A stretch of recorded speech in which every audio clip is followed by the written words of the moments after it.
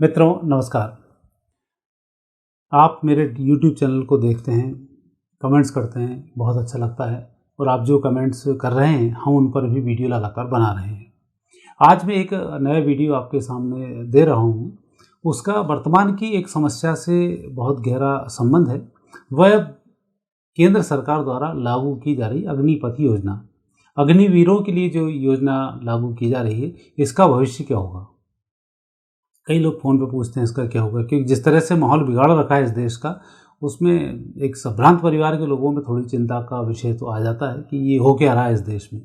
यदि मैं आपसे बहुत ही क्लियर शब्दों में जो आप सोचना चाहते हैं, जो आप पूछना चाहते हैं, उसके लिए एक शब्द में बात करूँ, अग्निपथ जो योजना है, अग्निवीर की जो योजना है, यह योजना कितनी सफल होगी। तो यह गारंटेड है कि यह अग्निपथ अग्निवीर योजना पूरी दुनिया में अलग अलग नामों से लागू होने वाली है, क्योंकि इसका शुभारंभ बहुत सही समय पर हुआ है। यदि हम इस योजना को अभी देखते हैं, जो इसमें इन्हें नाम दिया है, इसकी मैं चर्चा आपसे बाद में करूंगा। पहले मैं आपको एक इतिहास पे लेके जाता हूं, जिसके माध्यम से आपको मालूम होगा कि यह योजना कितनी कारगर होने वाली है और कितनी अच्छी यह साबित होने वाली है, और पूरे भारत नहीं पूरी दुनिया का भविष्य भी बदलने वाली है। और भारत जिस समस्या से अब जूझ रहा है, उस समस्या का समाधान इस 5 वर्ष में आपको मिलने वाला है। हम देखते हैं सदियां हुई, जब भी कभी युद्ध की आहट आती है तो हर राजा प्रथम प्रयास करता है अपनी सेना को मजबूत करने का। भगवान राम के त्रेता युग में हम देखते हैं, पहले भी यदि हम जाएंगे तो आपको सब चीज़ मिल जाएंगी, क्योंकि अभी लोगों को उतनी जानकारी उतने इतिहास की नहीं है कि यदि मैं आपके पास पहले पहुंचूं, मत्स्य अवतार की बात करूं, कश्यप अवतार की बात करूं, नरसिंह अवतार की बात करूं, तो आपको उतना ज़्यादा डीप समझ में नहीं आ पाएगा। हम राम और कृष्ण को ही लेते हैं। जब रावण के खिलाफ युद्ध लड़ने के लिए भगवान श्री राम ने प्रयास किया, एक तो यह प्रयास आकस्मिक नहीं हुआ कि भगवान राम का सीधा सीधा एक जन्म हुआ और उसके बाद सीधी सी लड़ाई शुरू हुई, रावण का उन्होंने वध किया। ऐसा नहीं है। भगवान राम के जन्म के लिए रघुवंश में कितने तपस्याएं की। राजा रघु हुए हैं, राजा भर्तरी हुए हैं, उनकी खैर एक लिस्ट ही बहुत लंबी है। आपको जब भी उसका अध्ययन करेंगे आपको मालूम पड़ जाएगा कि यहाँ कितने प्रतापी राजा हुए हैं। तब जाकर कहीं भगवान राम का दशरथ जी के यहाँ पर जन्म हुआ। उनकी कहानी भी बड़ी विचित्र है। उसके बाद उनका वनवास होता है। वनवास का मतलब है कि आप जो राजा है, निश्चित रूप से अब सभी प्रकार के नियमों का वह पालन करेगा और उस पालन करने के बाद कुछ मंथन निकालेगा, तभी जाकर सब व्यवस्थाएं होंगी। भगवान राम ने ब्रह्मचर्य का पालन किया, साथ में लक्ष्मण जी थे, उन्होंने किया, साथ ही पूरा परिवार अलग अलग तरह से साधनाएं करता रहा अपने देश के लिए। आज भी वही स्थिति है। मोदी जी हैं, योगी जी हैं, संघ का पूरा परिवार है, पूरे बीजेपी के लोग हैं, पूरे हिंदू हैं, हिंदू संस्कृति है। पूरे हिंदुत्व में यही है कि आज हम सौहार्दपूर्ण वातावरण में रहते हैं, हर संस्कृति को हम स्वीकार करते हैं और हम अपने भगवान की आराधना करते हैं, और हम सर्वे भवन्तु सुखने की बात करते हैं, सब सुखी हों। कोई धर्म, कोई मजहब, सभी धर्म के सुखी होने की बात करता ही नहीं है। तो अब उस परिस्थिति को आज की परिस्थिति से यदि हम कंपेयर करते हैं, तो जहाँ भगवान श्री राम थे, राम के टाइम पर रावण थे, रावण आतताई था, वह अपने को मनवाता था। एक संस्कृति है जो देव संस्कृति है और एक संस्कृति है जो राक्षसी संस्कृति है। राक्षसी संस्कृति के जो लोग होते हैं, यह अपने आप को मनवाना पुजवाने का काम करते हैं। रावण था, रावण अपने आप को पुजवाता था, बाकी लोगों की आपको आवश्यकता नहीं है, मुझे ही पूजो। कंस हुआ, कंस ने कहा मुझे अकेले को पूजो, बाकी की किसी की आवश्यकता नहीं है। पुंडरीक था, पुंडरीक बोलता तो मुझे पूछो, तो बाकी किसी की आवश्यकता नहीं है। मुगल आए, मुगल बोले हमें मानो, बाकी को मानने की आवश्यकता नहीं है, और आपको नाना प्रकार से परेशान करते गए। लेकिन भारतीय संस्कृति एक ऐसी संस्कृति है कि जहाँ हम ब्रह्मास्मि का सिद्धांत है, अर्थात उन संस्कृतियों में यदि आप पढ़ेंगे तो आप एक राक्षसत्व की तरफ जाएंगे और आप अपने आप को पुजवाना शुरू कर देंगे। चीन के राष्ट्रपति बोलते हैं सब जगह मेरी तस्वीर होना चाहिए, मेरे को पूछना चाहिए, वो किसी धर्म संप्रदाय को नहीं मानते। लेकिन भारतीय संस्कृति अहम ब्रह्मास्मि का सिद्धांत लेकर आती है। वो बोलती है कि हम अकेले नहीं, आप सब ब्रह्म बने, हम उसके लिए काम करते हैं। चाहे आप राक्षसी संस्कृति को, चाहे आप विधर्मी संस्कृति को, किसी भी संस्कृति को, भारतीय संस्कृति उसको भगवान बनाने के सिद्धांत पर काम करती है और उसमें भगवत चेतना जागृत करने का काम करती है। और यही हुआ जब रावण से युद्ध लड़ना शुरू हुआ। भगवान राम वन में निकले, कोई सेना नहीं थी। धीमे धीमे करके उन्होंने सेना को इकट्ठा किया, सेना को रोका। सेना में कई विद्रोह हुए, कई लोगों के सेना में लेने के कारण विद्रोह हुए। यहाँ तक परिस्थिति थी मनुष्य नहीं मिलते थे। भगवान राम ने वानरों की सेना तैयार करवाई, उन लोगों को इकट्ठा करना शुरू किया। तो विभिन्न प्रकार की सेनाओं को उन्होंने एकत्रित किया और आखिर विजय श्री की प्राप्ति की। वही यदि हम द्वापर के भगवान कृष्ण को लेते हैं, कृष्ण के समय में दो भाई थे। पैदा होते से अत्याचार शुरू हुए, पैदा होते से उनके साथ राक्षसी लोग आना शुरू हुए, उनको नष्ट करने के नाना प्रयास हुए। धीमे धीमे दोनों भाइयों ने व्यवस्थाएं करना शुरू की, अपने देश को सुरक्षित रखा।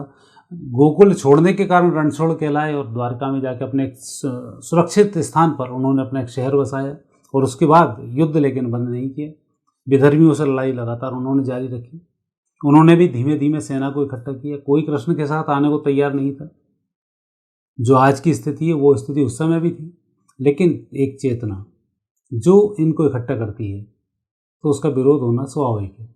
ऐसा नहीं कि राम का विरोध नहीं हुआ, राम का विरोध भी राम की सेना में हुआ। जब आप पढ़ना शुरू करेंगे रामायण तब आपको मालूम पड़ेगा।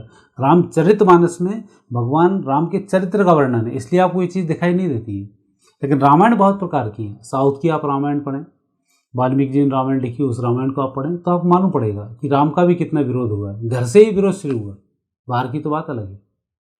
वही कृष्ण का विरोध, पैदा होते से ही कृष्ण का विरोध हुआ। वो पैदा ही जेल में हुए तो वहाँ उनका विरोध शुरू हुआ। जब उन्होंने सेना बनाई वहाँ पूरा विरोध रहा। जब इस देश की स्वतंत्रता का सवाल आया, सुभाष चंद्र बोस ने इस देश के खिलाफ लड़ने के लिए भी सेना तैयार की। वो भी बाहर से ले लेके आए थे। और उनकी पत्नी के साथ आश्चर्य हुआ कि उनकी पत्नी को भारत का वीज़ा ही नहीं दिया जवाहरलाल नेहरू ने। तो ये भी एक दुर्भाग्य वाली बात है कि एक व्यक्ति ने आपके देश को लड़ने के लिए इतनी सेना तैयार की और उसकी पत्नी को भारत का वीज़ा ही नहीं मिल रहा है। और आज विधर्मी है, उनकी पत्नी देश के प्रधानमंत्री के लिए तैयारी कर रहे हैं। तो ये बड़ी विचित्र चीज़ें हैं जो इस देश में होती रही हैं। यह हमेशा सदियों से ऐसी चीज़ें होती रही हैं। प्रथम विश्व युद्ध को देखें, भारतीय सैनिकों को ही उसमें विदेशियों ने इकट्ठा किया है। ब्रिटेन के सैनिकों ने, यहाँ विदेशी ज़्यादा सैनिक नहीं मारे गए। सेना में लड़ने के लिए भारतीय लोग ही आगे आए। भारत से ही सेना इकट्ठी की गई और हम ही को लड़वाया गया। भारत को स्वतंत्रता के नाम पर प्रथम विश्व युद्ध हुआ, हमारे कई सैनिक मारे गए। द्वितीय विश्व युद्ध जब हुआ, भारतीय सैनिक को लड़ने से मना कर दिया। तब ब्रिटेन को समझ में आई कि हम मारे जाएंगे सारे के सारे। फिर उन्होंने समझौते किए, भारत को हम आज़ाद करेंगे, इसलिए भारतीय सैनिक वहाँ पर जुड़े और सेना के माध्यम से विजयश्री की प्राप्ति हुई। वही परिस्थिति आज फिर बन रही है। आज पूरी दुनिया युद्ध के मुहाने पर है। आपने यूक्रेन का हाल देखा होगा कि यूक्रेन आज भी 2 महीने होने के बावजूद भी लड़ाई लगातार लड़ रहा है। कारण कि वहाँ पर जो उसने जगह जगह व्यवस्थाएं दी थी, उसकी दम पर रूस जैसे शक्तिशाली देश से आज भी टकरा रहा है। और भारत में अभी तक इन 70 सालों में सुरक्षा के लिए बहुत अधिक इंतजाम नहीं किए गए। इवन 2012 की यदि हम रिपोर्ट देखें तो वहाँ भी यही था कि 2012 में सैनिकों के पास बहुत वस्त्र भी नहीं थे, जूते भी नहीं थे, 18 दिन से ज़्यादा लड़ने का गोला बारूद ही नहीं था। और आज युद्ध आपने देखा, 2 महीने आपके साथ यूक्रेन का युद्ध खिंच रहा है। भारत के साथ बड़ी विपरीत स्थिति है कि यहाँ युद्ध बाहर भी होगा, यहाँ युद्ध अंदर भी होगा। ये विधर्मी जो अंदर फैले हुए हैं, जो राक्षसी प्रवृत्ति के लोग यहाँ फैले हुए हैं, जो आतंकी लोग फैले हुए हैं, अपराधी मानसिकता के साथ जो लोग फैले हुए हैं, जो भारत का भला नहीं चाहते हैं, वो सब इस तरीके के काम करेंगे। आपने देखा होगा सरकारी संपत्तियों को नुकसान पहुँचाना, किस तरह से रेल जलाई गई, क्या किया गया। तो ये लोग भारतीय लोग तो नहीं हैं। ऐसे ही समय में जो ये योजना लागू की गई है, अग्निपथ योजना, बहुत सही शुभ मुहूर्तों में लागू की गई है। मुहूर्त मोदी जी ने देखे नहीं देखे इसकी मैं बात नहीं कर रहा हूँ। मैं बात कर रहा हूँ कि जो लागू हुई है, उस लागू होने का समय इतना अच्छा है कि यह योजना पूरी दुनिया में अलग अलग नाम से डंका बजाने वाली है। सबसे पहले तो इसकी उत्पत्ति ज्येष्ठा नक्षत्र में हुई है। तो जो हुड़दंग मच रहा है, ये 27 दिन का हुड़दंग है। मुझे तो 10-11 जुलाई तक ये हुड़दंग मचेगा और उसके बाद ये शांत हो जाएगा। उसके बाद फिर काम शुरू होगा। योजना में ना कुछ परिवर्तन होगा ना कुछ होगा। जो भी होगा छोटा मोटा एक ऑफिशियली जो परिवर्तन होते हैं वो होंगे। लेकिन लोग बोल रहे हैं किसान आंदोलन की तरह वापिस होगी, ये नहीं होगी। ये लागू होकर रहेगी। और यही जो सेना तैयार हो रही है, यही सेना भारत को विश्व विजय दिलाने वाली है। आंतरिक क्षेत्र में भी, बाह्य क्षेत्रों में भी, और उसी के माध्यम से हम पूरी दुनिया में पहचाने भी जाएंगे। सूर्य बुधादित्य योग में इसकी उत्पत्ति हुई। वृषभ लग्न है, सूर्य बुध लग्न स्थान पर है। 14 तारीख के सुबह ही सुबह की स्थिति है। जैसे सूर्योदय हुआ सारी चीज जगमग है। शत्रु के घर का जो स्वामी है शुक्र है, वो शुक्र अपने शिष्य के साथ, राहु के साथ बैठकर शत्रु स्थान को देखता है। नॉर्मली वैवाहिक जीवन ऐसे व्यक्ति का बेकार होता है, लेकिन शत्रु अंता योग ये बनाता है। तो वहाँ पर ये दुनिया के लिए काल साबित होने वाली यह सेना है। तो आज आप जो मोदी पर भरोसा करके काम कर रहे हैं, तो मोदी जी की जो योजना है, क्योंकि राजा के अंदर भगवान मौजूद होते हैं, चाहे कोई भी हो, किसी भी जाति का हो, किसी संप्रदाय का हो, यदि वो राजा है तो हमें राजा को फॉलो करना चाहिए। कि गीता में भगवान कृष्ण ने कहा है, राजा के अंदर मेरा स्वरूप होता है। और कलयुग में भगवान ऐसे जन्म नहीं लेते हैं जैसे कृष्ण आए, राम आए। कलयुग में आपकी वृत्ति भगवान बदल देते हैं। यदि आप भ्रष्टाचारी हुए, यदि आप आतताई हुए, तो भगवान अपना स्वरूप हटा लेते हैं और आपको गिरा देते हैं। यदि कोई व्यक्ति लगातार जीतता है, लगातार अच्छी स्थिति है, निश्चित रूप से उसका अंदर का जो मन है पवित्र है, और उस पवित्रता का ही उसको फल मिलता है। तो जो यह योजना लागू हुई है, इस योजना का फल सबसे अच्छा है कि सूर्य बुध को चंद्र देखते हैं। जब किसी भी ग्रह पर चंद्र की जब दृष्टि पड़ती है, लग्नेश की जब दृष्टि पड़ती है, लग्नेश से कहीं ना कहीं उसका संयोग बनता है, तब वह योजना या वो कार्य सफल होकर रहता है। दूसरी स्थिति बनती है, बुध की महादशा में सूर्य का अंतर है। उस अंतरदशा में इसकी उत्पत्ति हुई। सूर्य बुधादित्य योग वैसे ही बना हुआ है और सूर्य बुध का यहाँ भी कॉम्बिनेशन है। तो ये भी एक संकेत है कि ये योजना पूर्ण रूप से सफल होने वाली है। फिर इस योजना में 27 दिन के बाद, जो मूल में इसका जन्म हुआ है ज्येष्ठा के मूल में, तो 27 दिन के बाद ये सब समाप्त हो जाएगा और फिर ये योजना बहुत अच्छे से लागू होगी। आने वाले समय में यही योजना, जैसे ही बुध का काल समाप्त होगा 2033 तक, तब तक ये पूरी दुनिया इस योजना को मानना शुरू कर देगी और इसी प्रकार की सेनाएं तैयार करने लग जाएगी।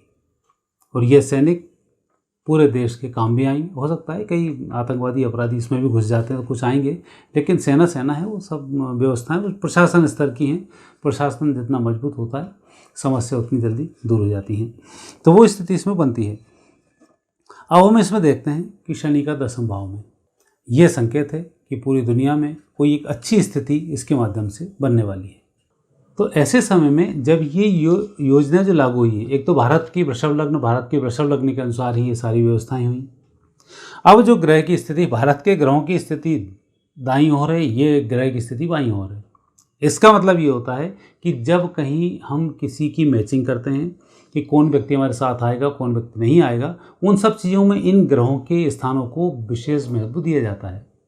तो वहाँ पर जो स्थिति बनती है मंगल और गुरु का, यहाँ गुरु स्वग्रही हैं मंगल के साथ में, एकादश भाव में तो क्रूर ग्रह भी उत्तम फल प्रदान करते हैं। तो एक इसमें सबसे बड़ी बात बनती है कि गुरु और मंगल का जुड़ना। मंगल सैनिक ग्रह है, जोश के साथ होश होना बहुत जरूरी है। मंगल एक जोशीला ग्रह है और गुरु होश वाला ग्रह है। जोश और होश जब दोनों जुड़ते हैं, विजय श्री की प्राप्ति सुनिश्चित होती है। तो यहाँ ये स्थिति बनती है, मंगल गुरु में जोश भी है और होश भी है। दूसरी जोड़ी बनती है 12वें स्थान पर शुक्र और राहु की। दोनों आपस में गुरु और चेले हैं, कभी भी नुकसान नहीं देते हैं। द्वादश भाव में बैठे हुए शुक्र और राहु ये मोक्ष के कारक भी बनते हैं। और जो कार्य करना हो, व्यक्तिगत कुंडली में कुछ इनके ड्रॉबैक्स होते हैं, लेकिन राष्ट्रीय यदि कुंडली की बात करें, किसी मकान के गृह प्रवेश की कुंडली की बात करें, तो वहाँ पर ये दीर्घायु बनाते हैं और अपने आप को पूरी देश में, प्रदेश में, या जो जिस लेवल का होता है उस लेवल पर प्रसिद्ध करते हैं। तो देश की बात है तो ये पूरी दुनिया में प्रसिद्ध होंगे। तो ये प्रसिद्धि का योग बनता है। चंद्र सूर्य बुध इनका आपसी दृष्टि योग, सूर्य बुधादित्य योग अपने आप लग्न स्थान पर बना हुआ है, ये भी एक मजबूत स्थिति। अलग जो ग्रह हैं, केतु है, चंद्र और शनि है। छठे स्थान का केतु शत्रु अंतर योग बनाता है, तो वो भी एक इसमें बहुत अच्छी स्थिति बनती है। सप्तम भाव में चंद्र, ये भी एक सुकून वाला समय गुजारता है। वृश्चिक राशि का चंद्र है, उत्तम फल प्रदान करता है। शनि है 10वें भाव में, वो स्वग्रही है, तो कम पैसे के अंदर सारी व्यवस्थाएं, सब सुख सुविधाएं मिल जाना, ये भी एक बहुत अच्छा कारण बनता है। तो इन ग्रहों के अध्ययन को यदि हम देखते हैं तो यह योजना पूरी दुनिया में डंका बजाने वाली है। तो मित्रों, आज मेरे वीडियो को डालने का एक मतलब यह भी है कि एक भय अंदर पैदा होता है, उस भय में क्या स्थिति बनती है, क्योंकि आने वाले 2030 तक आप ऐसी नेगेटिव स्थिति बहुत देखेंगे। शासन कुछ निर्णय लेगा, उपद्रवी तब उपद्रव फैलाएंगे, देश के अंदर अराजक तत्व होंगे, देश के अंदर सरकारी संपत्तियों को नुकसान पहुंचाया जाएगा, आतंकवादी सक्रिय होंगे, बहुत सारी नाना प्रकार की स्थिति बनेगी। लेकिन इसको संभालने के लिए प्रभु ने सत्ता संभाली है, क्योंकि मेरे पुराने वीडियो यदि आपने देखे होंगे तो उसमें उल्लेख करता हूँ सुदर्शन जब आता है तब क्या होता है, भगवान का अवतार होता है तब क्या होता है, कौन से लोग भगवत सत्ता के होते हैं जो पूरी दुनिया को बदल देते हैं, और कौन से व्यभिचारी लोग होते हैं जब आते हैं तो नुकसान पहुंचा जाते हैं, उस देश के साथ कौन कौन लोग होते हैं जो देश को फ़ायदा पहुंचाते हैं। तो उन सब के आप मेरे पुराने वीडियो भी देख सकते हैं। और वैसे अभी ऐसे वीडियो में और भी आपके सामने पहुंचाऊंगा जिनका ज्योतिषीय एक अध्ययन होगा और आपको निश्चित रूप से आत्मबल भी प्रदान करेंगे, और जो मैं बोल रहा हूँ घटनाएँ भी घटेंगी और उससे आप सुरक्षित भी रहें। जो मैं आपको वीडियो देखता हूँ, इस वीडियो को आप देखें, और जो मैं सुरक्षा की बात करता हूँ, सावधानी की बात करता हूँ, उस पर आप सावधान भी रहें, क्योंकि आने वाला समय थोड़ा सा टफ समय है, इतना आसान नहीं है, क्योंकि पूरी दुनिया युद्ध के महाने पर है। और ऐसे समय में जब हम सजग रहेंगे तभी हम सब कुछ कर पाएंगे। तो हमारी जो वर्तमान परिस्थिति है, इस परिस्थिति में यह देश, यह संस्कृति पूरी दुनिया को कुछ देने वाली है। जब हमारी संस्कृति दुनिया को कुछ देने वाली है तो हमें भी संस्कारवान होना बहुत ज़रूरी है, क्योंकि जब आपका पड़ोस का बच्चा अच्छा काम करता है तो हम उदाहरण देते हैं कि उस बच्चे को देखो कितना शांत बच्चा है, कितना अच्छा बच्चा है, और तुम उपद्रवी हो, फिर हम उसको उल्लेख करने लग जाते हैं। तो ये तब बनता है जबकि हम भी उस गुण से जुड़ जाएं। आप जुड़ें ना जुड़ें ये एक अलग बात है। आप जो आपकी मानसिकता है, जो आपके कर्मों में लिखा हुआ है, जो आपकी कुंडली में लिखा हुआ है, जो आपके भाग्य में लिखा हुआ है, आप वही करेंगे। बदलने का उपाय है कि जब हम भगवान के साथ तालमेल बैठाते हैं तो हमारी पूरी दुनिया बदल जाती है, क्योंकि वो एक ऐसी सत्ता है जो सब कुछ बदल सकती है। और इसलिए हम पूजन पाठ करते हैं, ताकि हमारे दुर्गुण समाप्त हों, पाप हमारे हरण हों और हमें अच्छे नियमों की प्राप्ति हो, हम प्रकृति के साथ जुड़े रहें। तो ये जो परिस्थिति बनती है ये बेहतर होती है। तो हमें भी भारतीय संस्कृति के अनुरूप रहना चाहिए, उसके अनुसार नियमों को धारण करना चाहिए, परिवार में, घर में शांति बना के रखनी चाहिए, क्योंकि शांति घर से ही शुरू होती है जो बाहर तक जाती है। बच्चों में बेकार संस्कार ना हो, इसका हमें प्रयास करना चाहिए, ताकि आप पूरी दुनिया को बदलने में एक भागीदार बन सकें। ऐसा ना हो कि आप भी पूरी दुनिया में एक रोड़ा बन जाएं। तो इसलिए आप भी सुधरें, हम बदलेंगे, युग बदलेगा, भारतीय संस्कृति का एक नारा है। तो आप निश्चित रूप से बदलने का प्रयास करें। पूरी दुनिया में यह संस्कृति बहुत जल्दी फैलने वाली है, और जो योजना है ये योजना इसमें मददगार साबित होने वाली है।